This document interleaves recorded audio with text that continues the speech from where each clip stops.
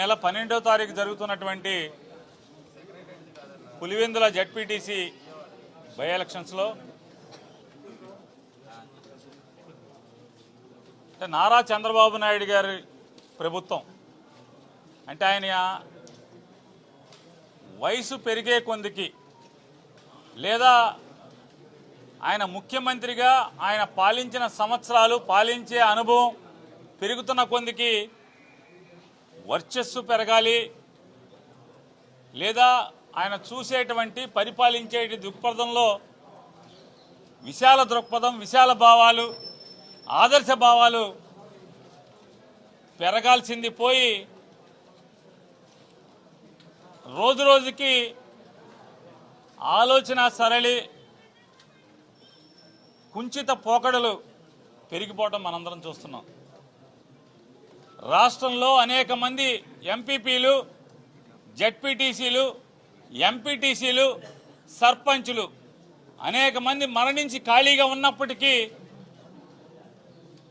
ఈ దివాళా కోరు ప్రభుత్వం తెలుగుదేశం ప్రభుత్వం కావాలని ఏరి కోరి వాళ్ళ రాజకీయ పబ్బం ఎక్కడైతే గడుస్తుందనుకుంటున్నారో లేదా 1-2 చోట్ల ఎన్నికలు జరిపి తద్వారా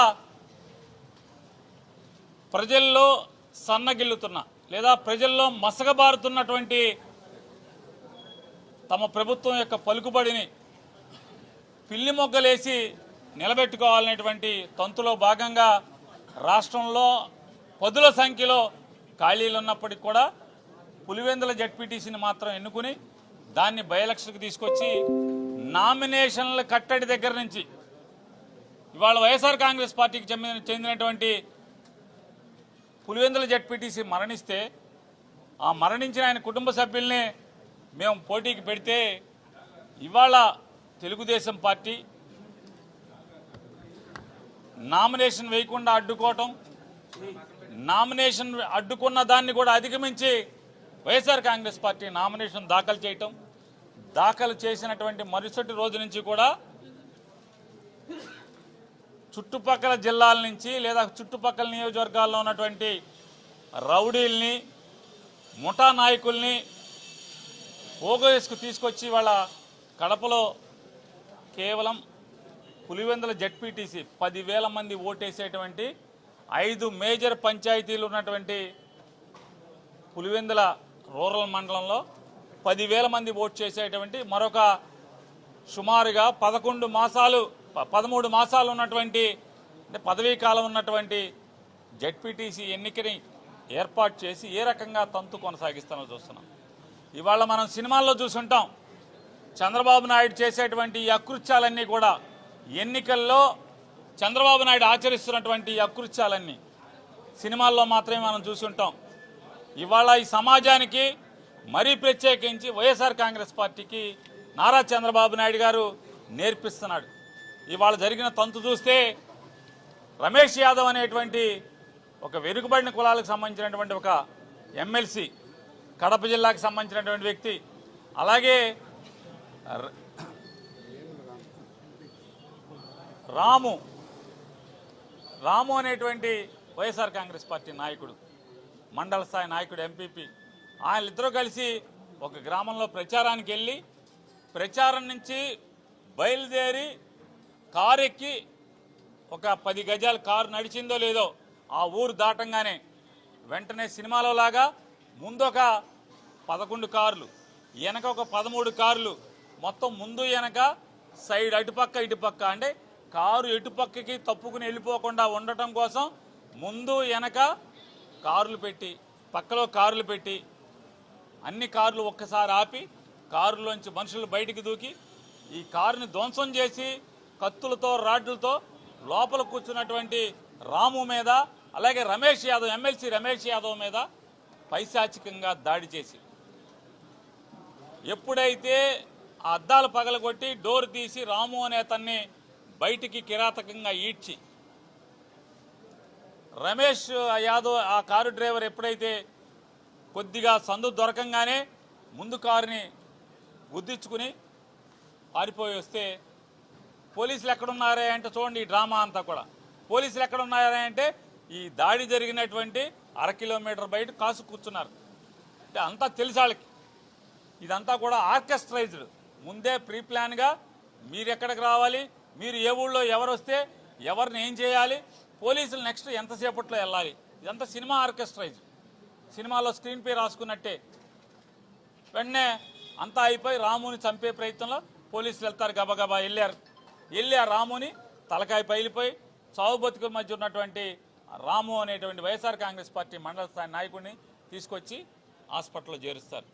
రమేష్ యాదవ్ని, గాయాల పాలైన రమేష్ యాదవ్ని తీసుకొచ్చి హాస్పిటల్లో చేరుస్తారు. అంటే మేమే చేర్చామండి పోలీసులు చెప్పటానికి. మేమే చేర్చామన్నప్పుడు మీకు పదుల సంఖ్యలో కారుల్లో రౌడీలు గుండాలు ఒక గ్రామంలోకి వెళ్తున్నప్పుడు, ఆ గ్రామంలో అప్పటికే వైఎస్ఆర్ కాంగ్రెస్ పార్టీకి సంబంధించినటువంటి 2 నాయకులు, ఒక ఎమ్మెల్సీ వాళ్ళు ఉంటే మీకు స్పృహ లేదా అని అడుగుతున్నాను. పోలీసుల్ని స్పృహ లేదా అని అడుగుతున్నాను. మీకు విజిలెన్స్ లేదా? ఊరూరికి షాడో పార్టీలు ఉండవా? టెన్షన్లు ఉన్నాయని మీరు చూస్తున్నారు. గొడవలు జరుగుతున్నాయి. ఇప్పటికే ఎన్నికలు ప్రారంభంగానే వైఎస్ఆర్ కాంగ్రెస్ పార్టీ ఎన్నికల కమిషన్ని, డీజీపీని ఎలర్ట్ చేయడం జరిగింది. చంద్రబాబును ఇటువంటి తప్పుడు బుద్ధితో ఉన్నాడు, ఏదో రకంగా గూండాయుధం చేసి రౌడీయుధం చేసి ఆ ఎన్నికని మామాని గెలిపించుకుని జనంలో దిగజారిపోతున్నటువంటి చంద్రబాబు కీర్తి, చంద్రబాబు ప్రభుత్వం యొక్క పతనాన్ని మసిపూసి మారేడికాయ చేసి ఏదో గెలిచాం, పులివెందుల్లో గెలిచామని చెప్పినటువంటి తప్పుడు పిక్చర్ ఇవ్వాలనుకుంటున్నాడు, వాపు చూపించాలనుకున్నాడు ఈ రాష్ట్రానికి అని చెప్పి మేము ముందే ఇవ్వటం జరిగింది. అయినప్పటికీ కూడా ఎన్నికల కమిషనర్ గారేమో నీ కలెక్టర్కి చెప్పాను, పోలీసుకి చెప్పాను అంటున్నారు. చెప్పాం, ఇదంతా కూడా పోలీసు, రెవెన్యూ యంత్రాంగం, కడప జిల్లాలోని రెవెన్యూ యంత్రాంగం, పోలీసు, తెలుగుదేశం పార్టీ మొత్తం అందరూ కూడా ఒక ఘటన అయిపోయి హ్యాండ్ ఇన్ గ్లోవ్ లాగా, ఒక చేతిలో మనుషుల్లాగా మారిపోయి ఏ రకంగా హింస ద్వారా కకావికలం చేసి ఎవరు బూతుల్లో కూడా ఉండనివ్వకుండా. అసలు అన్నిటికంటే ఆశ్చర్యం ఏంటంటే ఎన్నికల చరిత్రలో మీరు ఎక్కడ చూసి ఉన్నాం మనం, ఇంతవరకు ఒక్క కేసు కూడా లేనటువంటి అనేక మందిని గ్రామస్థాయి నాయకులందరినీ కూడా బైండ్ ఓవర్ చేయటం, బైండ్ ఓవర్ చేసి రేపొద్దున ఎన్నికల ప్రచారంలో పాల్గొనకుండా ఉండేది చేయటం, కొడటం, కేసుల్లో ఇరికించటం, అందరినీ కూడా.